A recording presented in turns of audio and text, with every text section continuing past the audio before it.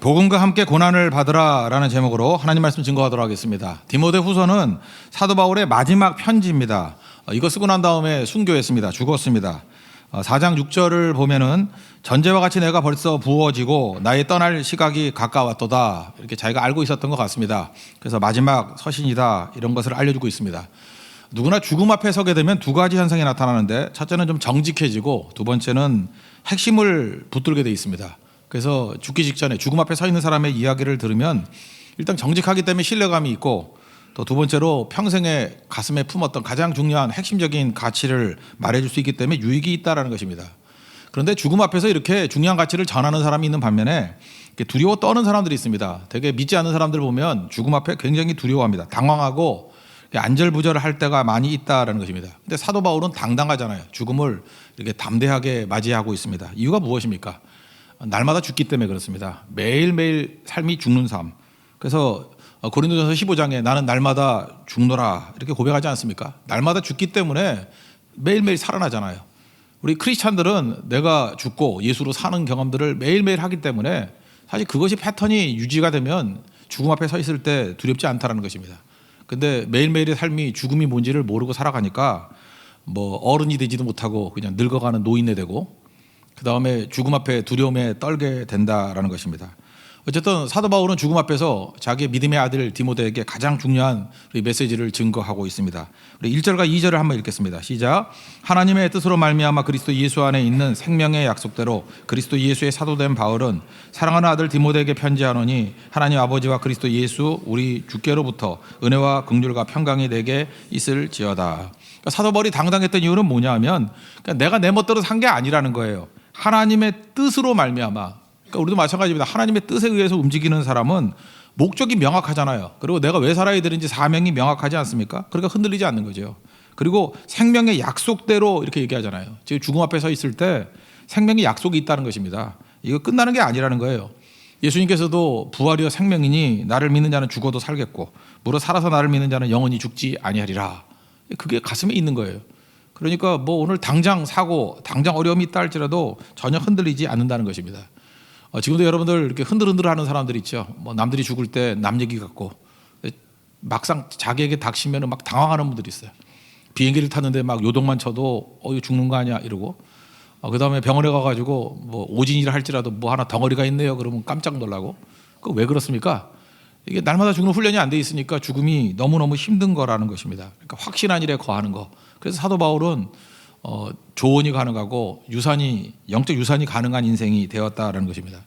지금 믿음의 아들 디모데에게 두 가지 얘기하고 있거든요. 첫째는 격려하는 거, 격려. 그래서 막 불을 붙여주는 거예요.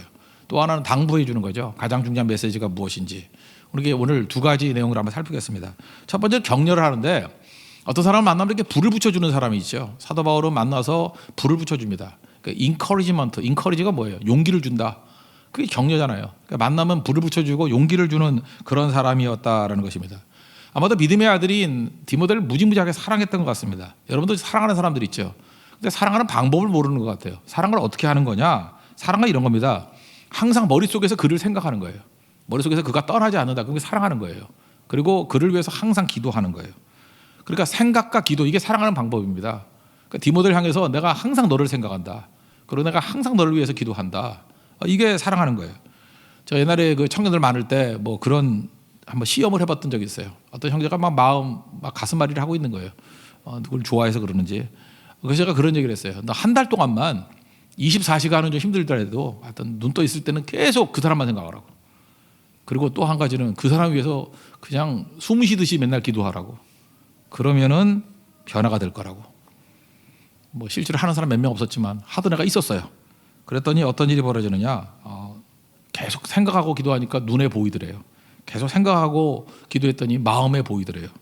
그리고 계속 생각하고 기도했더니 진짜 변화가 되더라고요. 진짜 그렇습니다. 사랑은 그렇게 하는 거예요.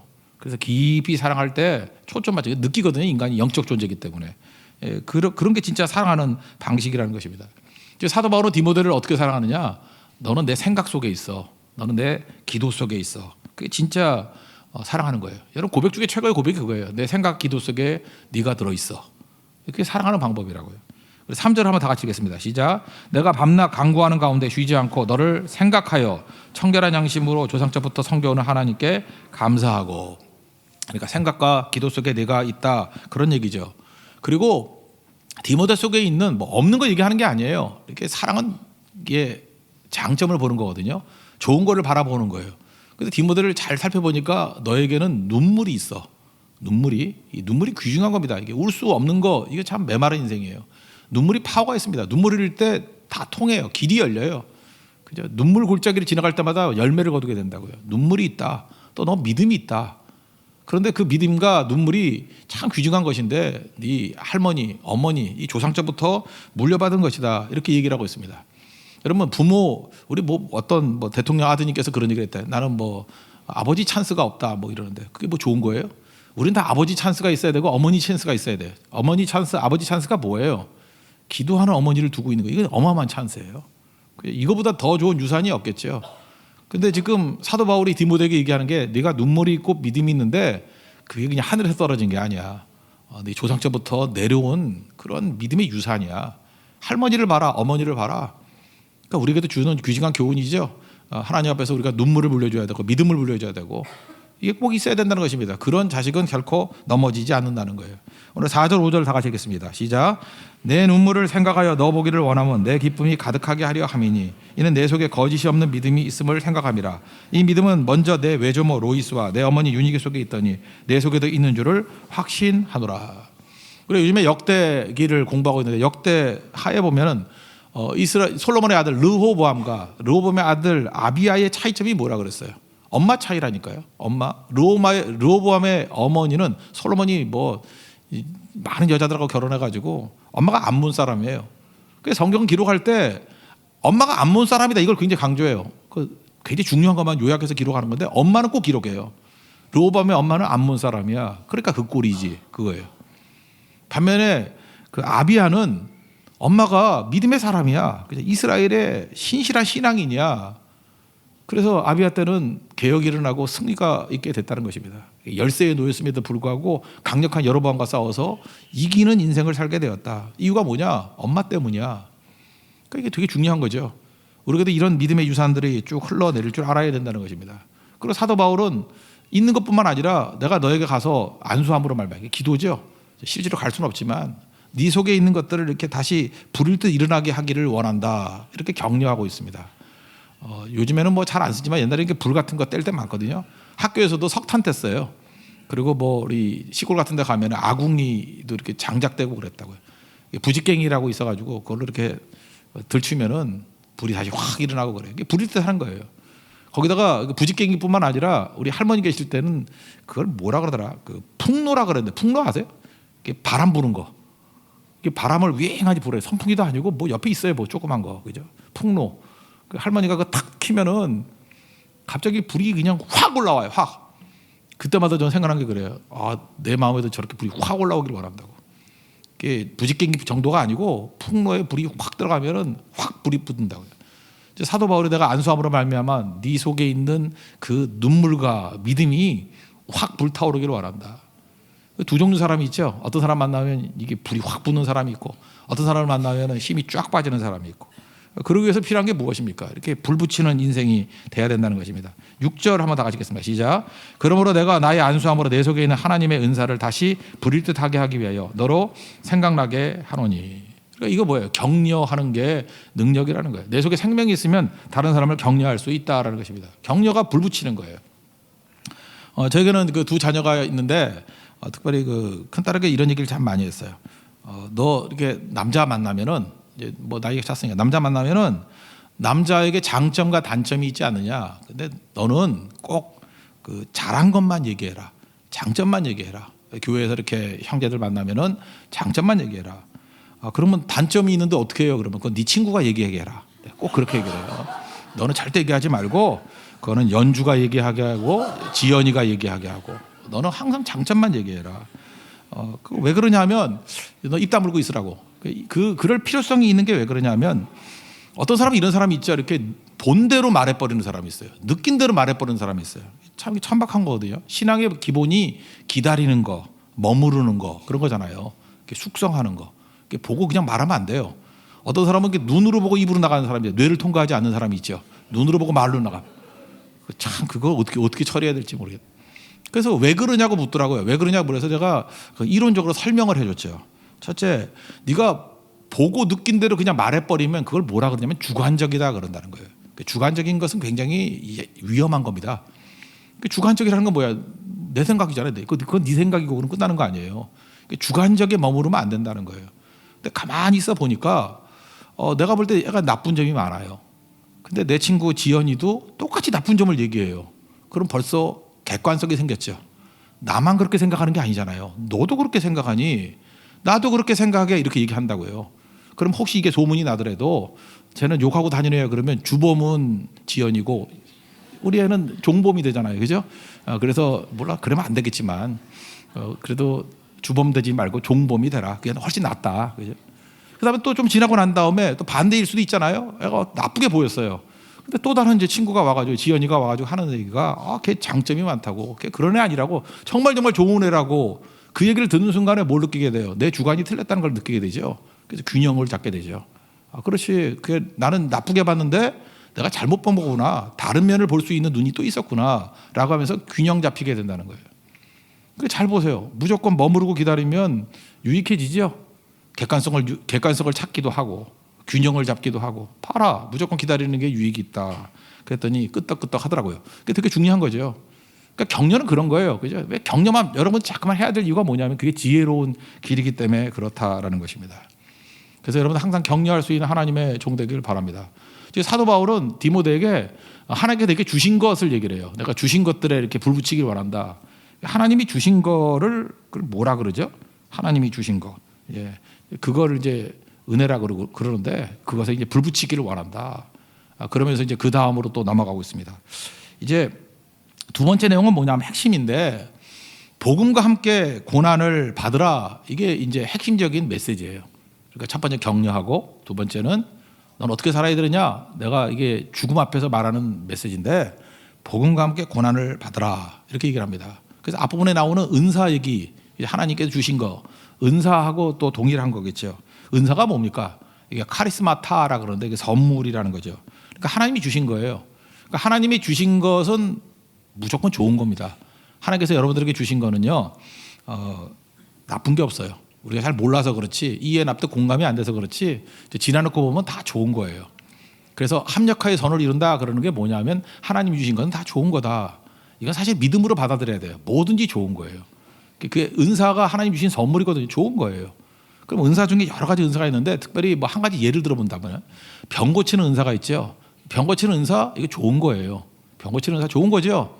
왜 그렇습니까? 병난 사람에게 기도했더니 병이 난다 그러면 얼마나 좋아요. 암에 걸렸는데 암 뭐 말기인데 기도했더니 깨끗하게 나와버렸고, 우리 어떤 권사님 따님이 그런 케이스예요. 암이었어요. 여러분 그 신기한 일이니까 한번 들어보세요. 암인데 이게 기도하는 가운데 병원에 갔더니 그래요. 암인데 암이 굳어져 가지고 그것도 암인가? 그런 이상한 그 쪼다 같은 암이 다 있는가 봐요. 암인데 지가 힘을 잃어가지고 그냥 딱딱하게 덩어리가 돼버렸대. 그래서 암이 암으로서의 힘을 잃어버렸대. 이해가 돼요? 이런 거 봤어요? 암은 이게 살아서 움직여 역사하는 거 아니에요? 그래서 막 늘어나고, 근데 얘가 그냥 알아서 그냥 없어진 것도 아니고 그냥 딱딱하게 굳어져서 암으로서 기능을 못 해버렸는데요. 누가 그렇게 했을까요? 하나님이 하신 거 아니에요, 그죠? 여러분 되게 믿음이 없군요. 그냥 저절로 그렇게 된 거겠나요? 그러니까 기도하는 가운데 하나님 그렇게 해서 그 뭐 암 치료하는 데서 일반 병실로 내려와 버렸대요. 아무것도 의사가 그렇게 진단 내려서. 그런 케이스가 있어요. 잘 모르겠으면 이현우 권사한테 물어봐요. 딸 어떻게 됐나, 그죠? 그런 일이 벌어졌다고. 그러니까 이런 것들이 병 고치는 은사 중에 하나겠죠. 뭐 기도하고 하나님께 능력 가운데 할 때 이렇게 변화가 된다고. 이게 되게 좋은 거라고요, 그죠? 그러면 이제 반대로 병은 어떻습니까? 병. 하나님께 내게 병을 줬어요. 병 고치는 은사는 은사라고 믿지요. 그럼 병은요? 병도 하나님이 주시잖아요. 질병도 하나님이 이렇게 주시잖아요. 병도 하나님이 께서 주신 거니까 좋은 거라고 믿습니까? 좋아요. 제가 보니까 그래. 병 고치는 은사를 가진 사람은 교만해지고 이렇게 타락하고 뭐 변질될 수 있는데 병도 하나님이 필요하니까 주신 거거든요. 병 때문에 겸손해지고 더 기도하고 간절해지고 자아가 깨지고 그런 걸 보는 적이 더 많아요. 전 그렇게 믿어요. 병도 하나님 주신 거예요. 좋은 거예요. 지나놓고 보면 다 좋은 거라고. 그러므로 우리가 하나님이 주신 거에 대해서 우리가 판단을 유보해야 되는데, 아까 똑같은 얘기예요. 이렇게 함부로 말하는 게 아니고 좀 기다려봐야 되는 건데, 두 가지 개념으로 기다려봐야 돼요. 어떤 것이 좋은 건지 나쁜 건지는 잠깐 판단하지 말고 그 다음에 무엇이 오는가에 따라서 달라져요. 배고픈 게 좋은 거예요, 나쁜 거예요? 그렇게 말하면 그건 말도 안 되고, 뭐 나쁜 거다 그러겠죠. 근데 배고프고 난 다음에 아주 맛있는 음식을 먹는다 그러면 좋은 거죠. 시장의 반찬이라 그러잖아요. 그렇지 않아요? 너무 맛있는 게 나왔는데 밥을 2그릇 먹고 왔어. 막 괴롭지 않아요? 그죠? 이렇게 맛있는 거 있는데 괜히 먹었어, 뭐 이러는 거. 그런데 뭐 한 2끼쯤 굶다가 왔는데 너무너무 내가 좋아하는 것이 나와 있다 그러면 그게 기쁨이 될 수 있겠죠. 마찬가지로 하나님께서 너무너무 좋은 거 주실 때는요, 이렇게 며칠 굶길 수도 있어요. 그래서 정말 좋은 거 맛을 제대로 알라고. 그러니까 어떤 거를 현재로 판단하면 안 되고 그 다음에 무엇이 오느냐에 따라서 다른 거죠. 그죠? 그건 다른 거라고. 예를 들어서 어떤 형제들이 있는데 그 노총각들이에요. 외롭게 그냥 남자들끼리 셋이 앉아가지고 있는 궁상 떨고 있는 모습. 그게 좋은 거예요? 아니면 그 커플끼리 앉아가지고 히히닥거리고 있는 게 좋은 거예요? 어찌 보면은 그렇게 커플이 앉아가지고 있는 게 좋은 것 같이 보이죠. 근데 그놈이 바람둥이야. 맨날 뭐 맨날 밖에 한번 석 달에 한 번씩 바뀌더래요. 그럼 새로운 사람 만나더라도 별 기쁨이 없겠죠. 그러다가 잘 안 되겠죠, 그런 애들은. 근데 뭐 홀로 있은 지 15년이 됐고 20년이고 모태솔로고 막 이러네요. 이런 애가 이제 어떤 여자를 하나 제대로 만나면 진짜 사랑이 뭔지 알겠죠. 그죠? 깊어지겠죠. 그 다음에 뭐가 오느냐에 따라 다르죠. 여러분 그런 게 아름다운 거 아니에요. 그냥 자기는 한 명도 모르다가 한 사람 딱 만나가지고 결혼하고 아름답게 살다가 죽었다 그러면 아름다운 거 아니에요? 아무도 동의하시는 건 나쁜 사람들이에요, 여러분들. 그죠? 그런 게 좋은 거라고, 그런 게. 그러니까 지금 내가 부족하더라도 그 다음에 무엇이 오느냐에 따라서 달라지는 거니까 함부로 얘기할 수 없다는 거예요. 그래서 로마서 8장 18절에서 얘기하잖아요. 생각한데 현재의 고난, 이거 나쁜 거라고 생각하죠? 나쁜 게 아니라는 거예요. 현재의 고난은 장차 우리에게 나타날 영광과 비교할 수 없도다. 이 고난이 좋은 거라는 거예요. 왜 좋은 거예요? 고난이 좋다고 말할 수는 없을 것 같이 보이는데 장차 올 영광이 있기 때문에 좋다라는 거예요. 이스라엘 백성들 한번 보세요. 광야가 좋은 거예요, 나쁜 거예요? 이거 질문이 아니죠. 광야 다음에 가나안이 있거든. 그거 좋은 거예요. 광야를 통과해야 가나안에 가잖아요. 좋은 거죠. 십자가가 좋은 거예요, 나쁜 거예요? 좋은 거죠. 십자가 다음에 부활이 있기 때문에. 그러니까 이게 단언할 수 없다는 거예요. 하나님이 우리에게 십자가를 주는 거 좋은 거예요. 왜? 부활을 주시려고. 하나님께 우리에게 광야를 주신 게 좋은 거예요. 왜요? 가나안을 주시려고. 우리가 굶게 만드는 게 좋은 거예요. 왜요? 맛있는 거 먹으라고. 그러니까 그걸 그때 판단하면 안 되는 거죠. 그 다음에 무엇이 오느냐에 따라 다른 거죠. 그러니까 우리는 맨날 원망하고 그러는 이유가 뭐냐? 원망 예수님 사랑 안 하겠지만 좋게 보면은 맨날 좋다 나쁘다밖에 안 보인다고. 근데 하나님의 시각으로 이렇게 넓게 이렇게 깊고 딥 앤 와이드하게 보면은 그 다음이 보이잖아요. 그 다음이. 그럼 뭘 믿게 돼요? 하나님이 주신 건 다 좋은 거야 이렇게 믿게 된다고요. 그걸 합력하게 선을 이룬다 그러잖아요. 그래서 뭐든지 수용하는 인생이 된다고요. 뭐든지 영접하는 인생이 된다고. 뭘 줘도 좋습니다. 그 다음은 좋을 거기 때문에. 끝은 좋을 거기 때문에. 이 시각 그게 은사라는 거예요. 은사를 그렇게 생각해요. 또 하나는 뭐냐 하면 나쁜 것은 더 나쁜 것을 막아주는 게 있다라는 거예요. 나쁘긴 나빠요. 더 나쁜 걸 막아주는 게 있다라는 거예요. 예를 들어서 이제 부모가 저 같은 이제 아버지잖아요. 이제 자녀들 이제 훈계를 하는데 얘가 버르장머리가 없어. 그죠? 그냥 확 일어나더니 문 쾅 닫고 나가요. 뭐로 쾅 닫고 나가. 그럼 누가 물어봐요. 그 자녀가 아버지 앞에서 문을 쾅 닫고 나가는 게 좋은 거예요, 나쁜 거예요? 나쁜 거지. 근데 그게 나쁜 거라고만 말할 수 없는 거일 수도 있어요. 왜냐하면은 걔 생각은 가출하려고 그랬거든. 출가가 안 되기 때문에 가출이라도 하겠다. 이렇게 마음 먹었다고. 그럼 가출하려고 하는데 얘가 참은 거예요. 막 참고 그냥 표현을 그 정도로만 표현한 거예요. 문을 쾅 닫고 나간 거예요. 그럼 좋은 거죠. 만약 그걸 전체를 다 한다 그러면 집 나가려고 하는 애가 문 정도 쾅 닫고 나가면 굉장히 많이 참은 거죠. 그걸 다 한다 그러면 뭐예요? 참 하나님께 되게 좋은 거 주셨네. 축복을 해주셨네. 이런 거죠. 교회로 왔더니 술 냄새가 나는 거예요. 어떤 형제가 왔더니 술을 퍼마시고 왔는가 봐. 그러면서 나 같은 죄인 살리신 노래를 부르고 있는 거예요. 그죠? 이거 이 교회 이거 막 가는 교회다. 진짜 이거 이런 교회가 다 있나? 어떻게 목회를 이따위로 하나? 술 퍼마시고 와가지고 그래서 예배를 드린다 그런 사람이 있나? 지금 옆에 있는 술 냄새 나십니까? 그런 사람이 있다 그러면 뭐 속으로 은혜가 안 되는 거예요. 이거 예배가 안 된다. 이게 무슨 주정뱅이들이 와가지고 예배를 드리나? 나쁜 거죠, 그거. 나쁜 거라고 말할 수 있죠. 근데 사실은 그 사람이 어떤 사람이냐면 지금 죽으려고 그러다가 자살하려고 그러다가 마지막 말씀이 생각나서 온 거예요. 찬송이 생각나서 온 거예요. 좋은 거죠. 안 그래요? 좋은 거 아니에요? 그러니까 예수 믿다 보면 어떤 일이 벌어지냐면 함부로 말을 못 하게 된다니까요. 눈에 명백하게 나쁜 걸 할지라도 이게 배드지만 이 worst를 막는 배드일 수도 있잖아요. 그럼 굿이죠. 모를 일 아니에요, 모를 일. 그러니까 하나님께서 내게 주신 거는 몰라요, 우리가. 그래서 사람들은 그냥 쉽게 판단한다고. 이건 명백히 나쁜 거 아니야. 이거 배드 맞아. 근데 worst를 막는 것이 될 수도 있는 거고. 이거 명백히 나쁜 거잖아. 그 다음을 못 보기 때문에 그럴 수도 있는 거고. 그래서 우리는 뭘 해야 되냐면 하나님이 주신 은사, 하나님이 주신 모든 것은 덮어놓고 좋은 거야, 좋은 거야 이렇게 믿는 게 꼭 필요하다는 것입니다. 그렇죠? 이 믿음이 필요한 거예요. 하나님께서 다윗을 되게 예뻐했잖아요. 다윗을 예뻐한 이유가 뭐죠? 내 마음에 합한 자다. 이거 되게 예뻐했다는 거 아니에요? 좋아했다. 시편 23편 1절이 맞는 것 같아요. 여호와는 나의 목자시니 내가 부족함이 없으리로다. 이거예요.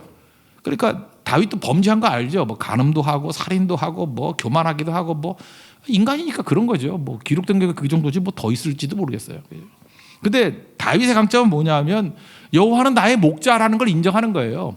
나는 양이다. 그러니까 내가 빠질 수도 있고 넘어질 수도 있고 구덩이에서 뭐 헤맬 수도 있고 어떤 때는 승질나 가지고 양떼를 떠날 수도 있고 그렇지만 여호와는 영원히 나의 목자시니 나는 양이야. 그럼 문제 없잖아요. 그죠? 넘어지면 건져줄 거고 길 잃어버리면 목자가 찾을 거고 왜냐하면 부르면 대답할 거니까 여호와가 나의 목자니까. 그러니까 내가 없죠. 무너지더라도 목자의 권위를 인정하는 거예요. 목자를 인정하는 거죠. 그게 하나님께서 귀엽게 여기는 내용이라는 것입니다. 그런데 똑같이 목자를 따라간다 할지라도 이런 고백이 있을 수 있죠. 여호와는 나의 목자일 수도 있으니. 그죠? 여호와는 나의 목자일 수도 있으니. 그러니까 뭐냐면 맨날 자기가 판단하는 거예요. 내가 이해하고 납득하고 공감될 때만 따라가는 거예요. 근데 보니까 이게 말씀이 그렇듯하거든. 이거 한번 잘 될 것 같아. 내 판단 주판을 튕겨보니까 괜찮아 보여. 계산기를 눌러보니까 괜찮아 보여. 그래서 몸은 따라가고 있어요. 따라가고. 근데 결정적인 순간에 수틀려가지고 이거 아닌데 이게 뭐야? 이럴 때는 안 따라갈 수 있죠. 여호와는 나의 목자일 수도 있으니. 지금 목자지만 곧 목자가 아닐 수도 있는 거예요. 그럼 그거는 문제가 있죠. 그게 무슨 신앙이니? 아무것도 아니지.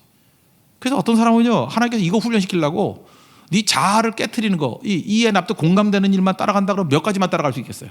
그냥 시시한 일들은 따라갈 수 있겠죠. 여러분 같은 그 되지도 않는 머리에 이해 납득 공감되는 것만 하나님께서 이끌어 가신다 그러면 저급한 수준은 따라갈 거 아니에요. 저급한 수준은. 근데 하나님 수준의 높은 수준의 어떤 지혜와 높은 수준의 섭리를 가지고 이끌어간다 그러면 이 돌대가리들이 이해를 해? 이해를 못 하잖아요. 이해 납득 공감하려고 그러면 어떻게 돼요? 낮은 수준만 갈 거 아니에요. 근데 하나님이 높은 수준으로 가려고 그러면 나는 이해 납득 공감 안 하면 안 따라가. 그럼 그 사람은 뭐예요? 일생의 반이 광야 생활하는 사람이 있어. 얻어 터지고. 하나님께서 그에게 원하는 건 뭐죠? 네 자아가 깨지라는 거죠. 하나님 주신 것은 무조건 좋은 거야. 이거 깨닫는데 반평생을 보내는 사람이 있어요. 되게 어리석은 거죠. 그러니까 여러분들 그래서 신앙교육이 중요한 게 뭐냐면 이게 복의 복. 여호와는 나의 목자시니 목자일 수도 있으니가 아니라 영원한 나의 목자시니 이게 고백이 된다 그러면 그게 너무너무 좋은 거예요. 그래서 하나님이 주신 것이 다 좋다라고 믿는 걸 뭐라 그러냐면 그걸 능력이라 그래요. 오늘 7절 8절을 한번 읽어보겠습니다. 7절 8절 시작. 하나님이 우리에게 주신 것은 두려워하는 마음이 아니요 오직 능력과 사랑과 절제하는 마음이니 그러므로 너는 내가 우리 주를 증언함과 또는 주를 위하여 갇힌 자 된 나를 부끄러워하지 말고 오직 하나님의 능력을 따라 복음과 함께 고난을 받으라. 여기 보니까 하나님이 우리에게 주신 거 이게 은사거든요. 두려워하는 마음 아니다. 이건 빼버리고 능력이란 게 능력. 하나님이 우리에게 주신 것은 두려워하는 마음이 아니라 능력을 주셨다는 거예요. 능력. 뭐 능력에서 차려나가는 게 사랑과 절제하는 마음이니까 능력 주셨다는 거예요. 그런데 그 능력이 뭐냐? 능력이 뭐냐라고 하면 복음과 함께 고난을 받는 것. 이게 좋은 거라는 걸 받아들이는 게 능력이라는 거예요. 능력. 우린 능력 그러면 상식적으로 뭘 생각해요? 내 멋대로 할 수 있는 걸 능력이라고 생각하잖아요. 그래서 뭐 옛날 같으면 권력 있는 남자를 능력 있는 남자라고 요즘엔 뭐예요? 힘센 남자를 능력 있는 남자 요즘에 힘센 남자가 힘쓰면은 잡혀가죠. 그러니까 뭐 힘세봐야 소용 없잖아요, 그죠? 그 마동석 같은 애가 뭐 좋아요? 그 영화니까 그렇지, 진짜 때리면 다 감옥 가있지. 그러니까 지금 뭐예요? 돈 있는 남자를 능력 있는, 그래서 능력 있는 남자가 좋아요. 그러면 돈 있는 남자 아니에요? 왜? 돈 있으면 뭐든지 살 수 있고 뭐든지 할 수도 있고 뭐 갈 수 있고 뭐 그런 거 아니에요? 근데 성경에서는 그걸 능력이라 그러지 않아요. 능력이라는 건 뭐냐? 능력이라는 것은 복음과 함께 고난을 받을 수 있는 것을 선택하는 걸 능력이라 그래요. 그게 능력이라고, 능력. 내가 기꺼이 딴 거 할 수 있는데도 불구하고 복음과 함께 이렇게 고난 받을 수 있는 자리로 갈 수 있는 거, 그게 능력이죠. 아무나 못 한다는 거예요. 그래서 그 앞부분에 설명이 이렇게 돼 있잖아요. 하나님의 능력을 따라. 그러니까 능력이 뭐예요? 하나님의 능력이 주어지면, 그러는 얘기죠. 하나님 능력이 주어지면 그거 가지고 결과적으로 복음과 함께 고난을 받는 게 능력이라는 거예요. 사도 바울이 권면하고 있는 거예요. 너 능력 받기를 원한다. 그 능력 받고 막 휘두르고 하는 게 아니고 복음과 함께 고난 받는 게 능력이야. 그 길 가, 그러는 거죠. 여러분, 우리하고 비슷하게 유대인들도 그 수치를 되게 싫어하는 어떤 명예 중심적인 사회예요. 사도 바울이 감옥에 갇혀 있어요. 감옥에 갇혀 있어요. 그럼 우리는 주로 어떤 말을 많이 하고 싶어요? 야, 감옥 갈까봐 두려워하지 마, 이런 건데 성경에 생각보다 훨씬 많은 게 뭐냐면 복음을 부끄러워하지 마, 이게 더 많아요. 부끄러워하지 마, 부끄러워하지 마. 우리가 되게 유사해. 서양 사람들 일을 못해요. 감옥에 가는 게 두려운 일이지 왜 부끄러운 일이야? 근데 유대인들은요 훨씬 더 부끄러움을 더 많이 느꼈어. 부끄러운 일. 그러니까 능력이 뭐예요? 부끄러운 일도 기꺼이 할 수 있는 일인 거예요. 복음과 함께 부끄러운 일도 할 수 있는 거예요. 내가 복음을 부끄러워하지 아니하노니, 이렇게 나오잖아요. 로마서 1장 10절에서는. 그러니까 그걸 할 수 있는 게 능력이라고, 할 수 있는 능력. 그 능력을 받아야 된다는 것입니다. 이거 뭐 주를 증언함. 이거 원문을 보면요, 주님의 증언이에요.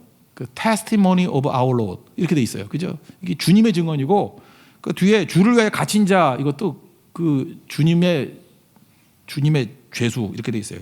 He is prisoner. 원문을 보면 그런 식의 개념이에요. 그러니까 He is prisoner. 내가 주님을 위해서 이 종살이 하는 거, 그거를 기꺼이 할 수 있는 게 능력이라는 거예요. Testimony of our Lord. 우리 주님을 위해서 내가 증언할 수 있는 거, 이 순교자거든요. 순교할 수 있는 거거든요. 이거를 기꺼이 할 수 있는 거, 이게 능력이라는 거예요. 여러분, 이런 능력이 임하기를 원합니다. 그 능력은 뭐예요? 한마디로 얘기해서 내 본능하고 역행하는 거예요. 우리 본능은 부끄러운 일 안 하려고 그러고 당당한 일 하고 싶은데 복음 때문에 얼마든지 할 수 있어. 그게 능력이에요. 그리고 세상과는 다른 길 걸어가는 거예요. 좁은 길 걸어가는 거예요. 세상에서 누가 능력 있다 그러면 이런 거 이렇게 걸어가요. 이렇게 안 하지, 그죠? 근데 이걸 갈 수 있는 게 이게 능력이라는 거예요. 내가 여러분들 돈 좋아하니까 돈 얘기해 줄게요. 우리 교회도 이렇게 부자들이 많아요. 부자들이 많은데 그냥 뭐 이해를 위해서 이렇게 한 달에 얼마 벌면 부자라고 생각해요. 한 달에 한 3억 4억 벌면 부자죠. 있어요. 3억 4억 벌어요. 12조 되는 거 보면 알지 뭐, 그죠? 3억 4억 벌어요. 번다고요. 그러면 여러분들 한 달에 3억이나 4억 벌면 뭘 하고 싶어요? 뭐 이렇게 요란한 차, 그죠? 막 뚜껑 열리는 차, 뭐 이런 거, 빨간 차, 흰 차, 뭐 이런 거 사가지고 타고 다니고, 또 뭐라고 백화점 쇼핑 뭐 하고, 뭐 명품으로 휘두르고, 그다음에 뭐 세계 일주를 하든지 뭘 하든지 뭐 그런 거 아닌가? 아니면 뭐 사교 클럽 가서 뭐 하는 거. 근데 그 집 뭐 하는지 알아요? 매달 선교 가요. 그리고 헌신해요. 그리고 그 돈 가지고 여기저기 교회 세우고, 그리고 아이 데리고 맨날 힘든 여행 가요. 그리고 지난번 말레이시아 갔다가 반주하다가 돌발사 난청돼가지고 들리지도 않고, 또 뭐 하는지 알아요? 이번에 네팔 가요. 온 가족이. 또 인도 가요. 이걸 뭐라 그래요? 이걸 능력이라 그래요. 돈 있어서 능력이 아니라 세상하고 다른 길 갈 수 있게 한 능력이에요. 이건 능력의 능력. 그런 게 능력이라고요. 또 한 가지 뭐 얘기해 줄까요? 뭐 반대적인 얘기도 있어요. 10여 년 전에 텍사스에 세인트 메리스 감리교회가 있어요. 세인트 메리스 감리교회. 영국에 있는 거 말고요. 그 세인트 메리라는 그 큰 교회가 있죠, 영국에. 그거 말고 텍사스에 있는 세인트 메리스 감리교회가 있어요. 교인은 한 700명쯤 돼요. 그러니까 뭐 아주 큰 교회도 아니죠. 그 교회 교인 중에 윌리엄 베일이라는 사람이 죽으면서 헌금을 했어요, 교회. 자기 유산을 다 교회로 헌금을 했어요. 6천만 불을 헌금했어요. 그러니까 환율을 1,000원, 1달러 1,000원으로 계산하면 600억을 헌금했어요. 그러면 교회가 할렐루야 아멘하고 좋아할 것 같았죠. 근데 교회 지도자들, 목사님하고 이렇게 당회원들이 모여가지고 회의를 했는데 고민을 한 거예요. 갑자기 우리 700명밖에 안 되는 교회에 600억이 들어왔으니 이거 뭐 하지? 그래서 회의를 하는데 이분들이 다 깨어있는 분들이에요. 교회가 너무 많은 돈이 있으면 분열이 일어나더라. 분열이 일어난다. 이거 교회 분열을 일으키려는 이게 막 이 장난일 수 있어. 이런 결론이 하나 나왔고요. 또 하나, 아니 교회 700명밖에 안 되는데 600억이 들어왔으니 이제 각자 헌신하는 교회들 되게 많은데 헌금하고 헌신하고 막 선교하고 막 이런 분들 많이 있는데 이분들이 기죽어 가지고 헌신하겠나? 돈 썩어지게 널려 있는 게 돈인데 이거 헌신하겠나? 헌신의 기쁨을 빼앗아갈 수 있다. 그렇게 결론을 내려서 600만 불 중에서 29만 불, 그러니까 3억 정도만 교회에 남기고 나머지 주변 교회에 다 헌금 나눠줘 버렸어요. 감동도 하나네. 600억에서 3억 빼니까 3억 뺀 거예요. 3억. 그 얼마예요? 597억을 주변 교회와 자선사한테 다 나눠줘 버렸어요. 이런 걸 뭐라 그래요? 이걸 능력이라 그래요. 그러니까 능력은 세상과 다른 길 가는 거예요. 그죠? 더 중요한 가치. 왜? 하나님이 전능하신 분이니까. 이게 능력입니다. 그래서 여러분 능력 받으셔야 돼요. 능력 받아서 복음과 함께 고난 받는 거예요. 이 고난이라는 게 무조건 고생한다 그 뜻이 아니에요. 여기서 말하는 고난은 세상과 다른 가치를 가지고 다른 잣대를 가지고 살아가는 힘, 그걸 고난 그렇게 표현할 수 있다는 것입니다. 여러분 그 능력 받는 하나님의 권능의 종되기를 바랍니다. 그러면 뭐가 나타나느냐? 하나님의 열매들이 막 나타나요. 10절 보겠습니다. 다 같이 시작. 이제는 우리 구주 그리스도 예수의 나타나심으로 말미암아 나타났으니 그는 사망을 패하시고 복음으로써 생명과 썩지 아니할 것을 드러내신지라. 이때 그리스도의 나타남이 있다니까요. The appearing of Christ Jesus. 예수님의 나타남 열매거든요. 그래서 교회는 능력 가운데 예수님의 나타남이 있어야 돼요. 야, 저기에 예수님이 나타났구나. 예수님의 나타나심이 있구나. 이게 열매라는 것입니다. 이 일을 계속해가는 우리 하나님이 종이 되라. 이게 마지막 권면입니다. 여러분 그 길 걸어갈 수 있는 하나님의 거룩한 종 되기를 축원합니다. 예, 자리에서 일어나겠습니다. 내 삶은 주의 것 찬양하겠습니다.